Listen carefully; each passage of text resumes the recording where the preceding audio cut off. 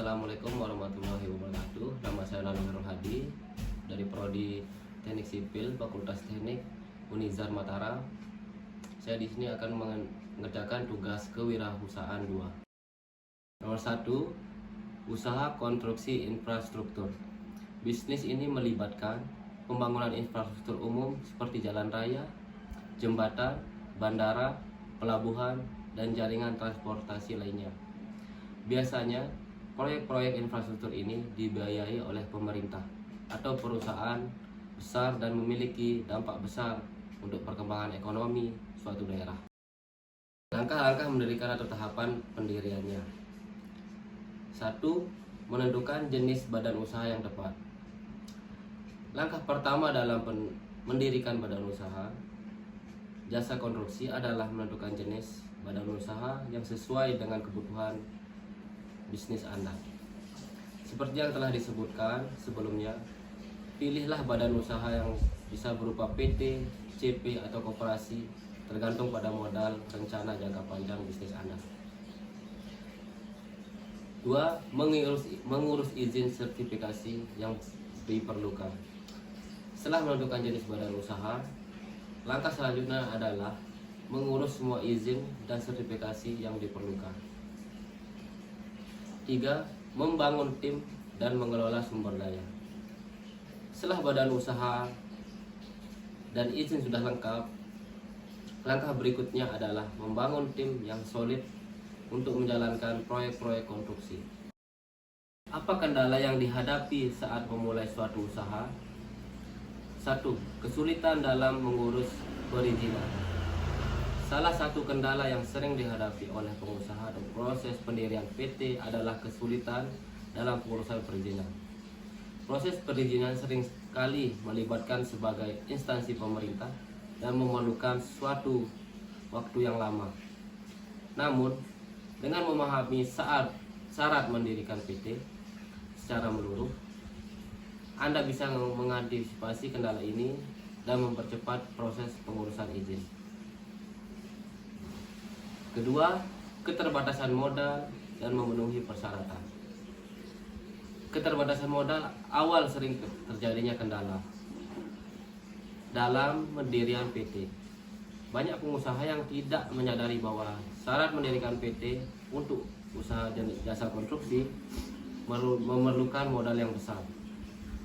Hal ini seringkali membuat pengusaha kesulitan dalam memenuhi persyaratan yang telah ditetapkan oleh pemerintah. Bagaimana cara saudara memulai usaha atau bisnis saat ini sebagai mahasiswa atau lulusan? 1. Melakukan riset pasar dan rencana usaha. Ini untuk menentukan atau mengidentifikasi usaha apa yang berhasil atau tidak. 2. Mengumpulkan modal. Ini faktor kedua yang bisa dilakukan untuk memulai usaha, karena tidak adanya modal kita tidak bisa membangun suatu usaha, karena bermodalkan niat dan keberanian saja tidak bisa. 3. Mengenalkan produk.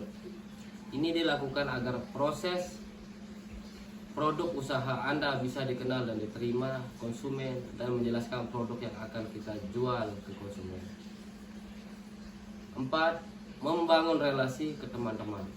Ini saya lakukan untuk bisa membuat produk saya makin terkenal di pasaran dan mendapatkan relasi yang lebih banyak, dapat membuat produk kita makin dikenal halayak ramai. Sebutkan dan jelaskan etika dan norma setiap pengusaha. Etika dan norma pengusaha. 1. Jujur, tepati janji dan komitmen, loyalitas, bersikap adil, bijaksana, menghormati orang lain, dan mematuhi hukum. Apakah tujuan dan manfaat etika wirausaha? 1. Membangun reputasi bisnis. 2. Menjaga hubungan baik. 3. Membangun keberlanjutan bisnis. 4. Meningkatkan kepuasan pelanggan. 5. Meningkatkan kesadaran moral. Saya akan jelaskan satu persatu. Membangun reputasi bisnis. Perusahaan yang menjunjung tinggi etika bisnis dengan diimbangi kualitas, produk atau layanan yang diterima akan mendapatkan reputasi yang bagus dari pelanggan. 2. Menjaga hubungan baik dengan stakeholder. Etika bisnis ini tentang internal perusahaan, tetapi juga hubungan secara mitra bisnis dan investor. Membangun dan menjaga hubungan yang baik dengan stakeholder adalah kunci untuk mencapai kesuksesan jangka panjang. 3. Membangun keberlanjutan bisnis. Makna etika bisnis lebih dari sekadar nilai normal, nilai moral, melainkan juga menjadi besar dalam membangun keberlanjutan bisnis jangka panjang. Penerapan praktik bisnis berkelanjutan di bidang sosial, ekonomi, dan lingkungan dapat membantu perusahaan Anda mencapai keuntungan jangka panjang. 4. Meningkatkan kepuasan pelanggan.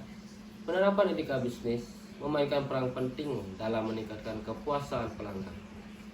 Para pelanggan cenderung lebih percaya dan puas dengan produk atau layanan yang ditawarkan oleh perusahaan berintegritas. 5. Meningkatkan kesadaran moral. Menjalankan bisnis bukan semata-mata tentang keuntungan, tetapi juga nilai dan sikap yang dijunjung tinggi. Penerapan etika bisnis dapat membantu menghindari perselisihan dan membangun bisnis yang berintegritas. Bagaimana sikap dan perilaku wirausaha? Seseorang wirausaha yang memiliki sikap yang baik dan perilaku yang profesional akan mampu memotivasi dan menginspirasi timnya.